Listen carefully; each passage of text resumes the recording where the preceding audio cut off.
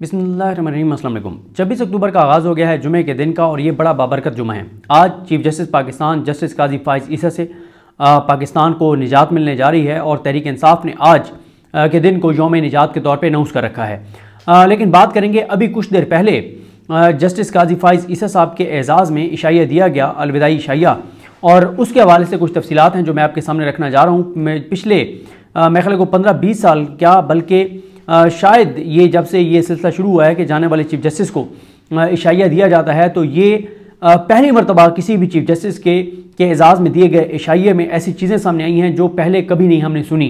हमने कभी नहीं सुना कि बदतरीन जिनको चीफ जस्टिस या जजेस कहा जाता है उनकी जो उनका इशाइया है या उनकी अलविदाई तकरीबात है उनमें इस तरह की सूरत हाल पैदा हुई हो। अब क्या कुछ हुआ है वो मैं आपको बताता हूँ। पहले तो आप देख चुके हैं कि सोशल मीडिया पर कि उनका सर झुका हुआ है और वो तस्वीर बन गई है, वो तस्वीर सामने आ गई है, तो जाहिर है ये सर जो है वो शर्म से झुका हुआ होगा।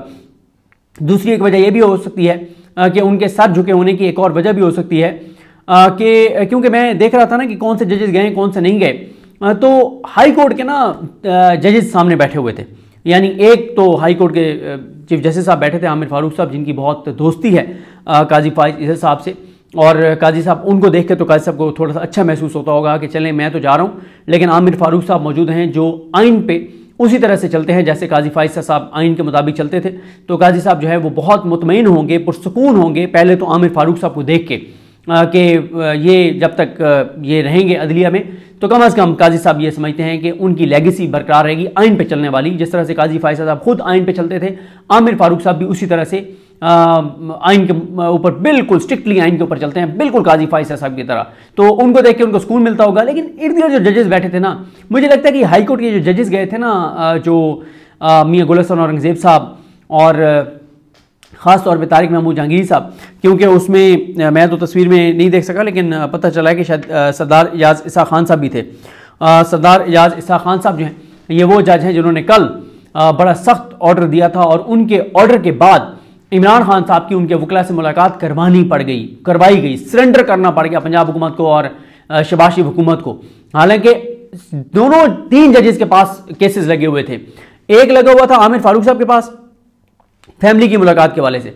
आमिर फारूक साहब ने कहा कि कल क्योंकि मुलाकातों के ऊपर पाबंदी खत्म हो रही है, उसके बाद इमरान खान की बहन से उनकी मुलाकात करवा दें।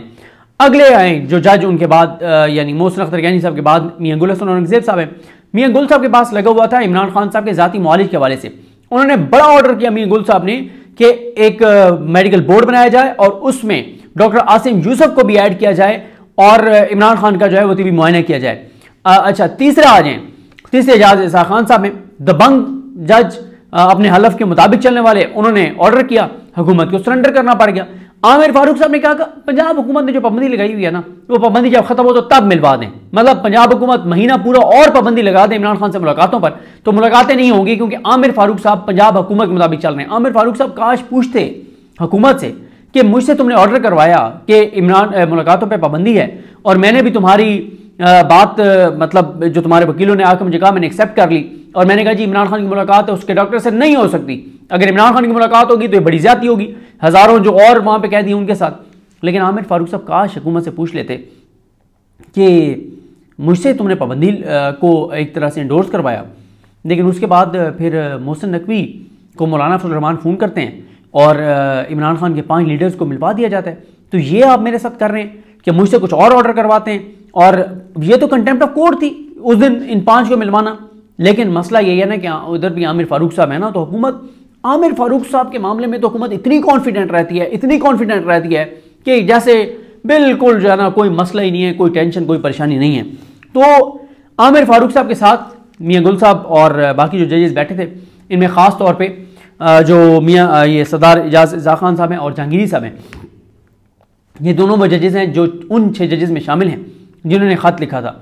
तो मेरा ख्याल है ख़ास तौर पे जहांगीरी साहब को देख के ना काजी साहब जो है ना वो सर शर्म से झुका के बैठे होंगे। और मुझे लगता है जहांगीरी साहब इसलिए गए हैं कि वो सिर्फ काजी साहब को टेंशन देने के लिए गए हैं कि मैं सामने बैठा हूँगा, जब काजी की मुझ पर नज़र पड़ेगी तो काजी को शर्म आएगी, सर शर्म से झुकेगा काजी का कि मैंने तो इन 6 जजों के लिए कोई कसर नहीं छोड़ी थी। मैंने तो हुकूमत को कहा था कि जो कर सकते हो उनके साथ करो, इनकी डिग्रियों के साथ जो कर सकते हो करो, इनकी फैमिलीज के साथ जो कर सकते हो करो, इनके साथ जो कर सकते हो करो। मैंने तो पूरी कोशिश की कि इनको निकलवा दिया जाए, लेकिन जहांगीरी साहब को देख के काजी का सर शर्म से झुक गया होगा कि मैं जा रहा हूं, और ये आज भी मौजूद है। और मुझे लगता है कि ये जहांगीर साहब वगैरह सिर्फ काजी साहब को टेंशन देने गए थे कि ताकि हम वहां बैठेंगे और काजी की जब जब हम पे नजर पड़ेगी तो ये नजरें नहीं मिला पाएगा और सर शर्म से झुका हुआ होगा, और ये सारी उम्र इनका सर शर्म से झुका रहेगा। ये देखिएगा, अभी ये बाहर जा रहे हैं, इनके बाहर जाने का प्लान बहुत खुफिया रखा गया।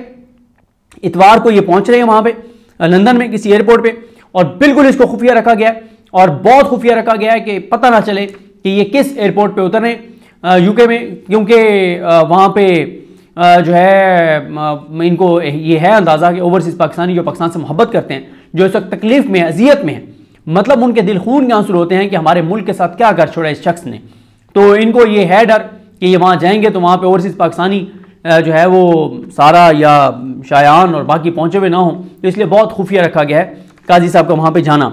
अच्छा, लेकिन इस्लामाबाद कोर्ट के जजेस पे आ जाते हैं। मुझे तस्वीरें जो अब तक आई हैं उसमें बाबर सत्तार साहब नजर नहीं आए, मोहसिन अख्तर कैनी साहब नजर नहीं आए, और समन रिफत इम्तियाज साहब अभी नजर नहीं आई। अच्छा, क्यों नहीं पता चल रहा कि कंफर्म कि कौन कौन सा जज था कौन सा नहीं था? क्योंकि देखें, मीडिया का मुकम्मल मीडिया पर पाबंदी थी, मीडिया की मुकम्मल पाबंदी थी कि कोई सहाफ़ी ना वहां पर दाखिल होने पाए, कोई सहाफ़ी वहां पर ना आए। और ये पहला चीफ जस्टिस है जिसके जाने पर एक ऐसे सख्ती थी वहां पर कि जैसे कोई खुदकुश बम्बार वहां पे दाखिल होना है, मतलब अल्लाह ना करे, यानी इतनी सख्ती थी जैसे कोई वहां पे हमला हो सकता है, धमाका हो सकता है, इतनी ज्यादा सख्ती थी। तो ऐसे काम ही नहीं करने थे, ऐसे करतूत ही नहीं करने थे कि आपको पाकिस्तान बार और सुप्रीम कोर्ट बार जो इस वक्त हुकूमत की आलाकार बनी हुई हैं उनको कहना पड़े कि कोई साफ़ी ना आने पाए। मतलब काजी साहब अपने हामी साफ़ियों को तो बुला लेते, मतलब उनको तो बुला लेते जो सहाफ़ी आपके लिए बेचारे जिन्होंने अपनी इज्जत, वकार, मकाम, मर्तबा सब कुछ ख़त्म कर दिया सिर्फ आपकी मोहब्बत में और आपको डिफेंड करने में, क्योंकि जो जो आपके साथ लगता गया उसके साथ वही उसकी क्रेडिबिलिटी होती गई जो आपकी है। ज़ाहिर है वो आपने मिसाल तो सुनी है कि कोयले की दलाली में क्या होता है, तो वही सूरत हाल थी। मीडिया बिल्कुल नहीं था, मीडिया बिल्कुल अलाउ नहीं था, और ये मैं आपको बार बार कह रहा हूं कि पहली मरतबा हुआ है कि किसी चीफ जस्टिस के लिए शायद दिया गया और मीडिया नहीं है, वरना तो वकला तंजीमें मीडिया को सबसे पहले दावत देती हैं कि जरा आना यार, हमारा देखना बड़ा वहां पे तमाम कर रहे हैं, और ये सारा, और मीडिया नहीं था। बल्कि मीडिया को पार्किंग तक में खड़ा नहीं होने दिया गया, पार्किंग तक जाने की इजाजत नहीं थी मीडिया को। इस हद तक काजी साहब कतरा रहे हैं अभी से। अभी तो काजी साहब पार्टी शुरू हुई है, अभी कैसे काजी साहब, ऐसे नहीं होगा। उसके बाद वकला भी सिलेक्टेड जाने दिए गए हैं। वैसे तो कहा गया था कि जिनके पास कार्ड है सुप्रीम कोर्ट का वो जा सकते हैं, लेकिन वो भी सिलेक्टेड थे। कई ऐसे वकला जिनका ये डर था कि वहां काजी साहब से कोई बात ना पूछ लें, उनको डिस्करेज किया गया, उनको रोका गया, उनको नहीं जाने दिया गया। तो ये जनाब सूरत हाल है, क्योंकि काजी साहब ने ये शर्त रखी थी, मैं आपको बता रहा हूं कि कोई ऐसा वकील नहीं आना चाहिए जिसका जमीर जिंदा हो, कोई ऐसा सहाफ़ी नहीं आना चाहिए, कोई ऐसा रिपोर्टर नहीं आना चाहिए जो सवाल करे, जो देखे वहां पे, और ये सारी सूरत हाल थी। उसके बाद आ जाएंगे कौन कौन से जजेस नहीं थे, और दोबारा यही कहूंगा कि क्योंकि वहां पे सहाफ़ी तो थे नहीं, तो जो वकला के सोर्सेज से पता चला है कि कौन कौन से जज नहीं थे, उसमें ज़ाहिर है एक तो कंफर्म है कि मंसूर अली शाह साहब नहीं थे, क्योंकि मंसूर अली शाह साहब उम्रे पे हैं। मुनीब अख्तर साहब नहीं थे, आयशा मलिक साहबा नहीं थी, अतर मिनल्ला साहब नहीं थे, और शाहिद वहीद साहब नहीं थे। अच्छा, 3 जजेस की ना 2 के नाम चले, लेकिन उनकी तस्वीरें सामने नहीं आई। नाम किन किन के चले? हसन अजहर रिजवी साहब का और इरफान सादात खान का नाम कहीं पे चला सोशल मीडिया पे, लेकिन तस्वीर इनकी सामने नहीं आई। तो लगता यह है कि मलिक शहजाद साहब भी नहीं थे, और हसन अजहर रिजवी साहब और इरफान सादात खान साहब जो हैं, इनकी नाम तो चले हैं लेकिन इनकी तस्वीर सामने नहीं आ सकी। अब कंफर्म कौन कौन से जजेस थे? वो याहिया अफरीदी साहब थे, नामजद चीफ जस्टिस पाकिस्तान, मोहम्मद अली मजहर साहब। अच्छा, जो तस्वीर में मौजूद है ना, उन 8 जजेस में से जो 8 जजेस जो मखसूस नशिस्तों का फैसला देने वाले हैं, उनमें से सिर्फ मोहम्मद अली मजहर साहब नजर आए, क्योंकि मोहम्मद अली मजहर साहब के बारे में बताया जा रहा है कि वो आजकल जो है वो अमीरुद्दीन खान साहब के बहुत ही ज़्यादा करीब हैं, और उनकी बहुत ज़्यादा कुर्बत है अमीरुद्दीन खान साहब से। अच्छा, याहिया अफरीदी साहब थे, मोहम्मद अली मजहर साहब थे, अमीरुद्दीन खान साहब थे, जमाल खान मुदखिल साहब थे, नईम अख्तर अमान साहब थे, और मुसरत हिलाली साहबा थी। सिवाय याहिया अफरीदी साहब, ज़ाहिर है उन्होंने काजी साहब को रिस्पेक्ट देनी थी कि वो जा रहे हैं। यानी इंडिपेंडेंट जजेस में से जो इस वक्त सुप्रीम कोर्ट में जिन्होंने ये जो मखसूस नशिस्तों में अपने हलफ के मुताबिक अपने हलफ से वफाक करते हुए जिन्होंने फैसला दिया था आज़ाद जज के तौर पर, उनमें से सिर्फ एक जज था और वो थे मोहम्मद अली मजहर साहब। बाकी तो काजी साहब के जो ग्रुप के जज थे, अमीनुद्दीन खान साहब, जमाल खान मंदोखेल साहब, नईम अख्तर अफगान साहब, नुसरत हिलाली साहिबा, ये जज थे। और इसमें से भी आप देखें कि जमाल खान मंदोखेल साहब ने तो काजी साहब से अभी से एक तरह से अलहदगी इख्तियार कर ली थी 2 दिन पहले ही, जब जमाल खान मंदोखेल साहब ने काजी साहब का जो मखसूस नशस्तों केस का एक इख्लाफी नोट था जिसमें उन्होंने टारगेट किया इनको मंसूर अली शाह साहब को, उस पर दस्तखत इन्होंने जमाल खान मंदोखेल साहब ने नहीं किए थे, तो काजी साहब को अलग से अपना वो नोट लिखना पड़ा। तो जमाल खान मंदोखेल साहब ने तो इनसे अलहदगी वैसे ही इख्तियार कर ली थी इनके होते हुए, लेकिन ज़ाहिर है जाना था। अभी भी कुछ जजेस हैं वो इसलिए भी काजी साहब से बना के रख रहे हैं कि वो कहते हैं कि काजी साहब वापस लौटेंगे किसी रोल में, उनका कोई किरदार होगा। और कुछ जज इसलिए भी काजी साहब के साथ चलेंगे भी क्योंकि उन्हें पता है कि इस वक्त इस निज़ाम के साथ, इस हुकूमत के साथ, जरदारी नवाज शरीफ इनके साथ बहुत ज़्यादा उनकी गुर्बत है काजी साहब की। तो काजी साहब उनको फ़ोन पे कह सकते हैं कि आईनी बेंच में मेरा ये यार रखो, ये बंदा रखो, और ये बंदे हैं जो नून के साथ चलेंगे, कानून के साथ नहीं चलेंगे। तो इसलिए भी शायद कुछ जजेस काजी साहब के साथ बना के रखें। उसके बाद ये सूरत हाल है। और आलिया नीलम साहबा का बताया जा रहा है कि अब जाहिर है वही बात है कि मीडिया वहाँ पे होता तो पता चलता, लेकिन कहते हैं कि आलिया नीलम साहबा को बहुत ज़्यादा प्रोटोकॉल दिया गया, बहुत ज़्यादा प्रोटोकॉल दिया गया काजी साहब की जानिब से। अब आलिया नीलम साहबा ने भी, आपको पता ही है कि उन्होंने भी कुछ फैसले तो आइन के मुताबिक दिए हैं ना, जैसे मलिक शहजाद साहब के दिए गए जो 8 आज़ाद जजेस के नाम थे उनमें से 4 के नाम सरेंडर करना, और कुछ ATC के जज जो हैं मलिक शहजाद साहब के लगाए हुए आज़ाद जजेस को हटाना, ये उन्होंने भी तो आइन के मुताबिक बहुत से काम किए हैं आइन पे चलते हुए। जिस तरह से काजी साहब आइन पे चले हैं, जिस तरह से आमिर फारूक साहब आइन पे चल रहे हैं, जिस तरह से अब आलिया नीलम साहब बहुत से मामलात में तो स्ट्रिक्टली आइन के ऊपर चल रही हैं। तो इसलिए बताया जा रहा है कि उनको बहुत ज़्यादा प्रोटोकॉल दिया गया है। अब आज अभी चंद घंटे बाद जब आप ये वीडियो देख रहे होंगे, अब तो चंद घंटे ही रह गए, फुल कोर्ट है सुप्रीम कोर्ट में। काजी साहब जाते हुए चीफ जस्टिस को जो फुल कोर्ट वो दिया जाता है और उनकी एक तकरीब होती है। अब देखने के उसमें कौन कौन से जजेस आते हैं, कौन कौन से नहीं आते, ये देखना होगा, ये बड़ा इंटरेस्टिंग होगा। तो बहरहाल जी ये सूरत हाल है।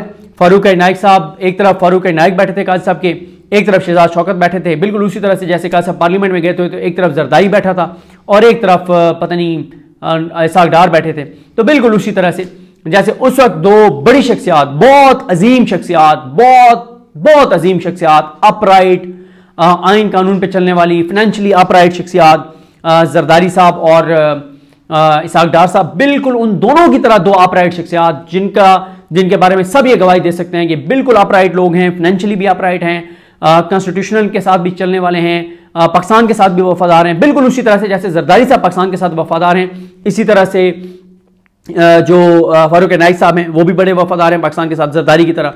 वो राइट साइड पे काजी साहब के बैठे थे, लेफ्ट साइड पे काजी साहब के, जैसे सागदार साहब अपराइट है फाइनेंशियली भी हर हवाले से, बिल्कुल उसी तरह से अपराइट शख्सियत शहजाद शौकत साहब वो मौजूद थे, सुप्रीम कोर्ट बार के सदर।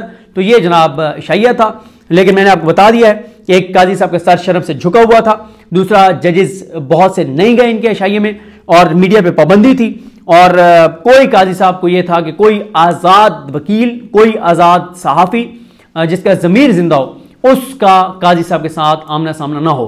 तो देखते हैं जी चीज़ें कैसे आगे बढ़ती हैं। मुझे अपनी दुआ में याद रखें। अलग नहीं, हम सबका हामी नासरो। अल्लाह हाफ़िज़।